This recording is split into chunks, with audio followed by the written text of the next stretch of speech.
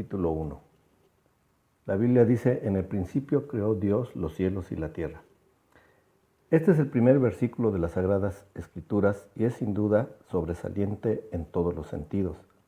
Contiene en pocas palabras grandes revelaciones de parte del Creador.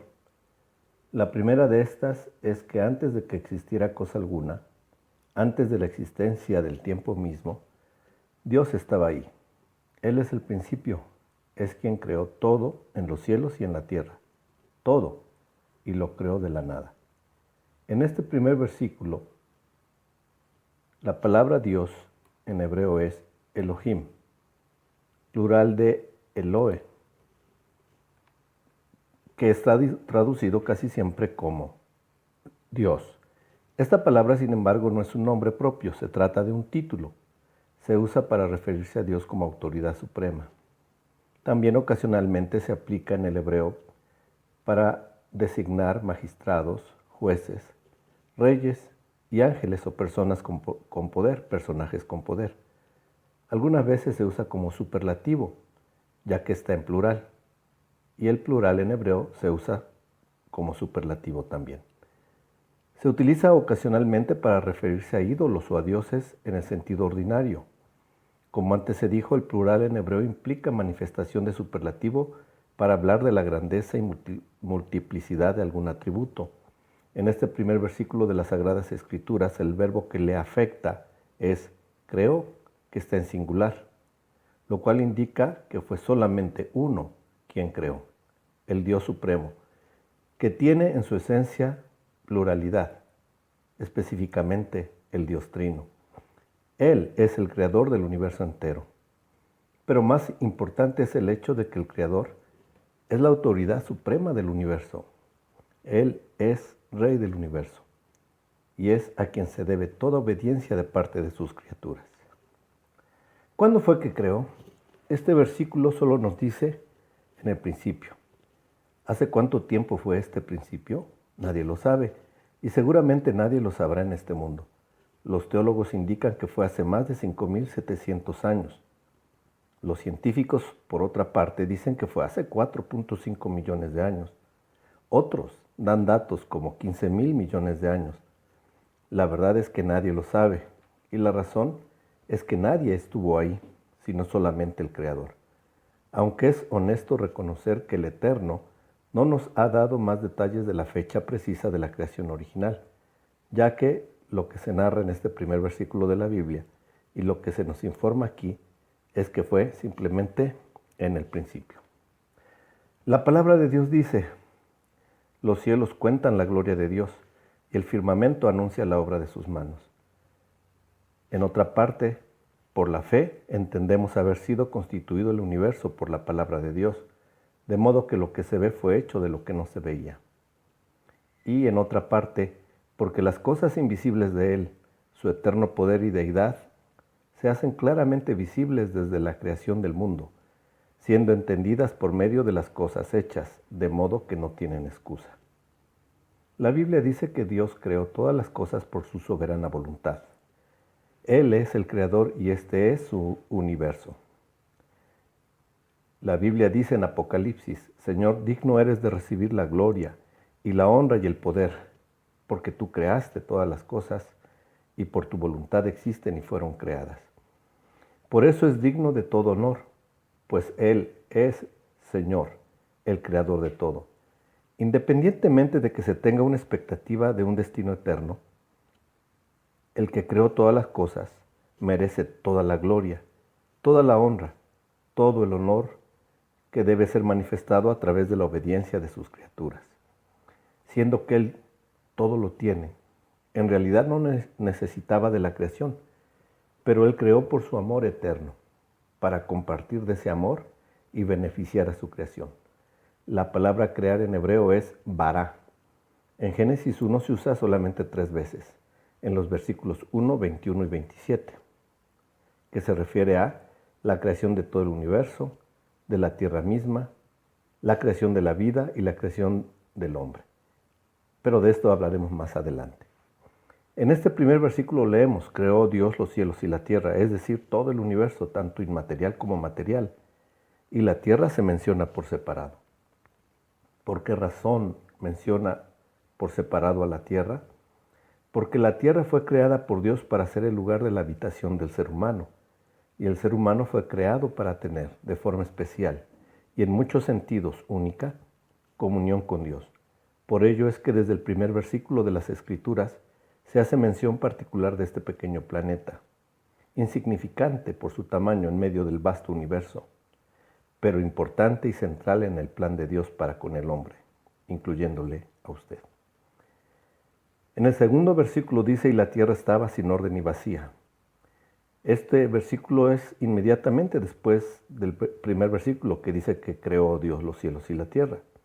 Quiere decir que Dios creó inicialmente la tierra como un lugar en desorden y en tinieblas. La respuesta de muchos estudiosos de las Escrituras es que no. Dios no lo creó así, no creó la tierra así, pues Él es Dios de orden. El testimonio del profeta Isaías es importante. Isaías dice, capítulo 45, verso 18. Porque así dice el Señor que creó los cielos. Él es el Dios que formó la tierra y la hizo. Él la estableció y no la hizo un lugar desolado, sino que la formó para ser habitada. Lo que aquí se nos informa es que Dios creó a la tierra con el propósito de ser habitada y por lo tanto debió ser inicialmente un lugar ordenado, no desolado ni en tinieblas. Nótese lo que afirma el profeta, no la hizo un lugar desolado. ¿Qué fue lo que pasó entonces? ¿Cómo es que la tierra llegó a ser un lugar desordenado, vacío y cubierto de tinieblas? Algo en algún momento, algo pudo haber ocurrido después de la creación original. Algo debió haber ocurrido entre Génesis, versículo 1 y versículo 2 del primer capítulo. Algo que produjo desorden y desolación, un evento catastrófico que no se narra en Génesis, ni se explica en forma explícita en la palabra de Dios. Existen eruditos que creen que este evento catastrófico se relaciona con la rebelión de un ángel poderoso en contra del Creador. Rebelión ocurrida en las moradas celestiales, el ángel conocido como Luzbel. Llevado por su soberbia, quiso ser igual a Dios y por esa causa se rebeló en contra de Dios y fue arrojado del cielo, lanzado a la tierra, y en su caída ocasionó quizás la terrible catástrofe, incluso tinieblas, desorden, desolación. Sin embargo, lo cierto es que Dios no nos reveló muchos detalles de esto en las Escrituras, pero existen varios versículos que pudieran considerarse para apoyar estas hipótesis. Respecto al tiempo de la creación, el apóstol Pedro, no Pablo, hace la siguiente referencia. Pues cuando dicen esto, no se dan cuenta de que los cielos existían desde hace mucho tiempo y también la tierra, surgida del agua y establecida entre las aguas por la palabra de Dios. Note lo que el apóstol está diciendo. Los cielos y la tierra existen desde hace mucho tiempo. La tierra estaba sumergida en agua y que la tierra fue surgida y establecida entre las aguas por la palabra de Dios. ¿Confirma esto la opinión de que la creación original fue hace miles de millones de años? No pensamos que así sea. Más bien creemos que la creación no tuvo lugar hace tanto tiempo. En el versículo 2 finalmente leemos que el Espíritu de Dios se movía sobre la faz de las aguas. Esta palabra traducida como movía es traducción del hebreo rakhav, cuyo significado incluye el acto de empollar, es decir, cubrir el nido, extendiendo las alas. Esto indica que el Espíritu de Dios estaba sobre la faz de las aguas como una paloma cubriendo el nido para restaurar y dar vida. Para ese fin es que habría de preparar la tierra para ser un lugar donde pueda prosperar la vida y de hecho dar origen a la vida misma. Narra los 6 días de la creación. En el primer día Dios separa la luz de las tinieblas. La luz no puede ser la luz de las estrellas, el sol y la luna, porque aún no han sido establecidos, por lo que la única luz que puede ser en este instante de la creación debió ser la luz de Dios, porque Dios es luz. En otra parte de la Escritura leemos, y este es el mensaje que hemos oído de Él y que os anunciamos. Dios es luz y en Él no hay tiniebla alguna. Las tinieblas no son sino la ausencia de Dios. En el mundo físico es exactamente igual. La luz existe, se puede medir tanto su velocidad como su intensidad. La oscuridad en realidad no existe. La oscuridad es la ausencia de la luz. Del mismo modo, las tinieblas, el mal, es simplemente la ausencia de Dios. En el día 2, disculpe usted, separó, dice la Escritura, las aguas que estaban arriba de la expansión de las aguas que estaban bajo la expansión, y dijo Dios que haya expansión. Esto se refiere a el espacio en el universo y de forma particular a la atmósfera terrestre. Día 3 separó Dios los mares y la tierra seca. Existe evidencia científica que muestra claramente que en algún periodo del tiempo, posiblemente muy prolongado, toda la tierra estuvo cubierta de las aguas de los mares, tal como se indica en el verso 2. Dios, sin embargo, hizo surgir la tierra seca. Y esto a través de su palabra. Posiblemente movimientos tectónicos fueron necesarios. La creación de procesos orogénicos asociados a este acto divino debió ser a gran escala, a nivel global. Y además hizo que la tierra produzca toda clase de vegetación en su condición incipiente, como pequeños brotes, como semillas recién germinadas, brotes a ras de tierra, cada hierba, cada planta, cada árbol, diferenciados según su especie. El verbo que se utiliza en hebreo es dashak, se refiere a producir, significa literalmente brotar, lo que podría implicar, según algunas interpretaciones rabínicas, que la semilla ya estaba ahí. Otros eruditos consideran que en la creación original la tierra estaba cubierta de toda vegetación exuberante y que la catástrofe ocurrida la destruyó, preservando Dios las semillas. Día 4 no da muchos detalles de lo que se hizo, lo que Dios hizo, pero vemos que puso al sol, la luna y las estrellas en su posición, idónea, y que esa posición serviría para los propósitos del Creador. Serían señales de los tiempos al servicio del Creador. La palabra aquí usada es moed en hebreo, y no se refiere a las 4 estaciones del año, sino al cumplimiento de los tiempos fijados por el Creador para sus planes. El mencionar señales se refiere a, por ejemplo, las banderas que señalan límites, las luces en el semáforo que indican acciones a tomar. Claro, en el caso de las lumbreras que Dios puso a nivel cósmico sirven para señales globales. Es decir, es importante mencionar que nunca los astros se indican como objetos de adoración, y mucho menos como objetos de adivinación del futuro. Tales cosas están de hecho prohibidas tajantemente por Dios.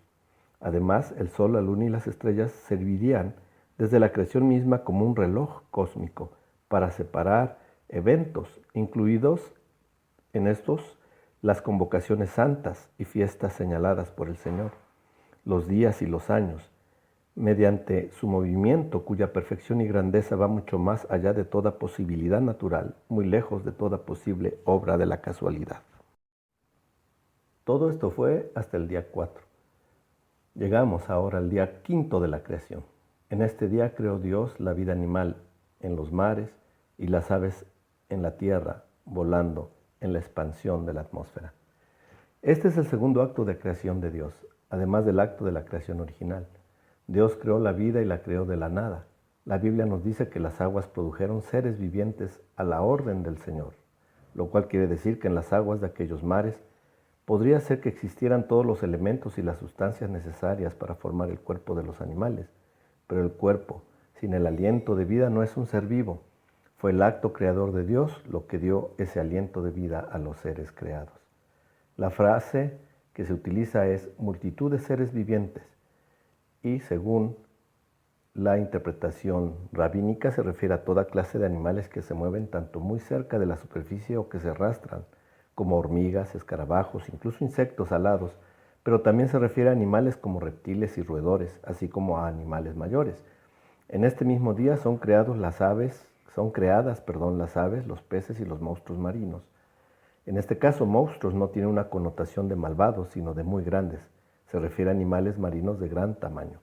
Dios los bendijo y les hizo multiplicarse y fructificar. Creó cada una de las especies animales según su género o especie. La palabra en hebreo es min, que significa género, especie o naturaleza. Actualmente se utiliza en ciencia la palabra familia, las familias de los animales, que de ahí se derivan especies, subespecies, etc. En el día 6, Dios creó los animales de todo género o especie, otra vez usando la palabra min, una pareja original de cada una de las especies de animales a partir de la cual surgieron descendientes que, por adaptación al medio ambiente, dieron lugar a especies, órdenes, clases. Por ejemplo, un solo ejemplar de equino dio lugar a caballos de todos los tipos, asnos, cebras, etc. Lo mismo pasa con los caninos, entre los cuales se incluye perros, lobos, etc. No se trata de evolución. Los equinos serán siempre equinos. Dios creó animales que se multiplicaron siempre en su mismo género o especie. Ya dijimos que en zoología moderna se usa la palabra familias. En otras palabras, no se entienda que estamos hablando de evolución, teoría que sustenta el surgimiento de especies a través de un proceso de saltos evolutivos de una especie de menor nivel a otra de mayor nivel evolutivo, lo cual es falso y sin un sustento genuino. La frase produzca la tierra seres vivientes en el versículo 25 tiene sentido que es el mismo en el verso 20, cuando se menciona que las aguas produzcan seres vivientes. Esto es, que ya estaban en las aguas y en la tierra los materiales necesarios para el surgimiento de los cuerpos, siendo bajo la orden dada por la palabra de Dios que se formaron estos cuerpos y tuvieron aliento de vida. Lo anterior es aplicable a la frase, pues polvo eres y al polvo volverás. Pero un cuerpo sin aliento de vida, sin el nefesh, el alma que proviene de Dios, no es un ser vivo. Dios es el dador de la vida y quien la sostiene. El ser humano fue creado de forma especial en este sexto día. Ninguna otra criatura tiene la facultad espiritual de relacionarse con Dios. Es por eso que es un ser especial. El alma es la parte inmaterial que contiene la voluntad, el intelecto, las emociones, la memoria y el razonamiento. Y el espíritu es la parte inmaterial que puede relacionarse con Dios. El hombre fue creado así para tener comunión especial con Dios. Como leemos en el Evangelio del apóstol Juan, Dios es espíritu y los que le adoran deben adorarle en espíritu y en verdad. Ningún otro ser viviente sobre la tierra tiene esta cualidad tan especial. En el versículo 27 dice, varón y hembra los creó. En el primer ser humano, Adán, se incluían los atributos de varón y mujer. La mujer fue separada más adelante cuando Dios tomó de Adán una costilla. Quitó de Adán la parte femenina y dejó la parte masculina. El plan de Dios fue formar una pareja, un hombre, Adán, y una mujer, Java o Eva. No un hombre y dos mujeres, ni dos hombres unidos. Claramente la pareja sigue el orden divino. Es un varón y una mujer. El matrimonio es así. La poligamia no estuvo, ni está, ni estará jamás en el plan de Dios. El matrimonio supone un volver a esa unión mística en uno. Por tanto, dice la Escritura, dejará el hombre a su padre y a su madre y se unirá a su mujer y serán una sola carne. Es asimismo una ejemplificación de la unidad de Dios quien se manifestó en carne a través de su Hijo Yeshua. Génesis 1:28 dice que los bendijo Dios y les dio estas órdenes: fructificad y multiplicaos, llenad la tierra y sojuzgarla, señoread en los peces del mar, en las aves de los cielos y en todas las bestias que se mueven sobre la tierra. Las implicaciones aquí son extraordinarias. El primer mandamiento que Dios dio al hombre fue fructificar. En hebreo la palabra es para, que significa precisamente llevar fruto. Aunque incluye a los hijos, quienes son frutos del vientre, no son en realidad lo único que Dios quiere que se produzcan. No se limita a ser progenitores este mandamiento, sino claro que la Biblia menciona diferentes frutos. Por ejemplo, frutos de justicia, que se refiere a pensamientos, palabras y acciones justas, es decir, alineados a los preceptos y estatutos del reino de los cielos. A buenas obras, como ayudar al necesitado, la generosidad, etc. Hay un fruto destacado por las Escrituras que es conocido como el fruto del Espíritu, que es amor, gozo, paz, paciencia, benignidad, bondad, fidelidad y mansedumbre, así como dominio propio. Es reconocido además por los sabios de Israel que en Génesis 1:28 se encuentra el mandamiento de tener los hijos con la esposa. Engendrar hijos fuera del seno del matrimonio es entonces transgresión al mandamiento de Dios.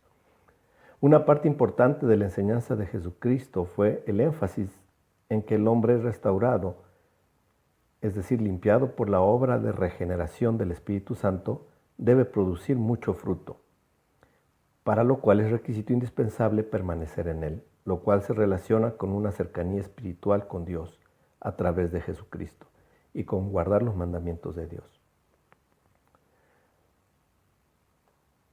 Un erudito, Rushduni, señala lo siguiente: Génesis 1, 27 a 30 deja en claro que Dios creó al hombre para que domine la tierra y ejerza dominio sobre ella bajo Dios.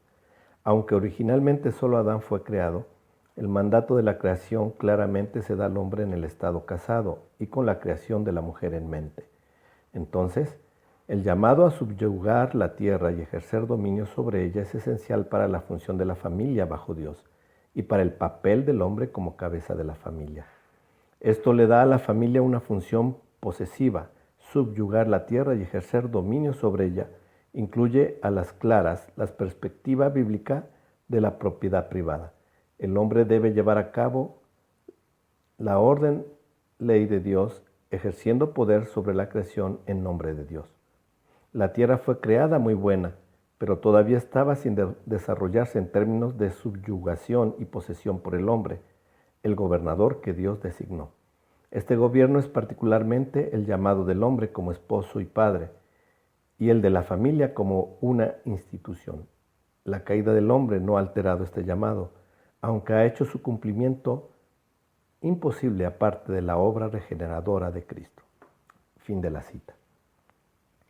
El siguiente mandamiento que se registra es multiplicaos. Este mandamiento está en concordancia con fructificar. ¿Qué significa literalmente aumentar, mantener y multiplicar? Y se debe entender en armonía con el mandato de fructificar. Dios quiere que los frutos se aumenten, sean multiplicados en la vida de otros semejantes, implicando abundar en ello y hacer crecer en otros esto mismo mediante la enseñanza y el discipulado. El siguiente mandamiento fue llenar la tierra. Significa llenar. Realmente indica llenar de frutos, de formas de vida, de formas que pertenezcan al reino de Dios. En conclusión, Dios otorgó al ser humano un gran privilegio, el de ser sus representantes de Dios, quiero decir, al ejercer los principios del reino de los cielos en este planeta, bajo su autoridad divina, llenándolo todo con los frutos del reino. Por ello otorgó al hombre dominio sobre la tierra, las montañas, los valles, los ríos y sobre todo ser viviente, flora y fauna.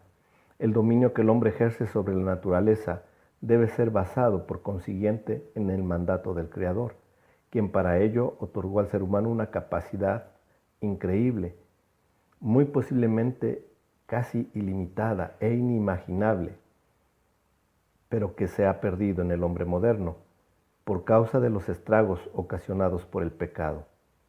Aunque conserva mucha de aquella capacidad mediante su conocimiento, el desarrollo científico y la tecnología, las artes, lo cual no proviene de la evolución, sino de la concesión divina dada por el mandato del Creador. Siendo así, los seres humanos, varones o mujeres, se deben preparar mediante las ciencias, las artes y la tecnología. Esto es parte del plan de Dios, siempre que se persigue el propósito original, ser representantes del reino de los cielos en todos los ámbitos en esta tierra.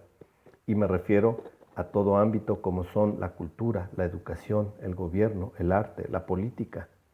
De ese modo, las aguas impetuosas de un río son dominadas construyendo presas mediante los conocimientos de la ingeniería.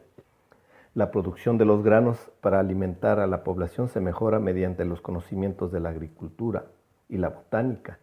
De igual forma, todas las artes y las ciencias contribuyen en el cumplimiento de este mandato, y todo esto por concesión otorgada por el Eterno, pero siempre que sean utilizados para el bien de la humanidad y en concordancia con el carácter santo y justo del Creador. Y dice la Escritura, y vivió Dios lo que había hecho, y dijo Dios, es bueno en gran manera. Génesis 2. El séptimo día, el día de reposo, es instituido. Esto lo leemos en los primeros 3 versículos de este capítulo. Es claro que la institución del día de reposo fue hecha por el Creador y no fue hecha solamente para un pueblo, los judíos. De hecho, en el preciso momento de su mención solo estaban ahí Adán y Eva, representantes de toda la raza humana. Reposó Dios de su obra. Esto no quiere decir de ningún modo que Dios se cansó, sino que Dios terminó de manera completa toda su obra creadora y no había más que agregar. El séptimo día fue declarado por el Creador como día de reposo, pues Él reposó de su obra. Jesús, el Cristo, el Hijo de Dios, también consumó su obra al morir en la cruz y dijo, consumado es. El hombre puede entrar en ese reposo de Dios a través de Jesucristo y no hay nada que agregar a su obra de redención. Insistimos nuevamente en que la institución del día de reposo fue justo al concluir la creación misma.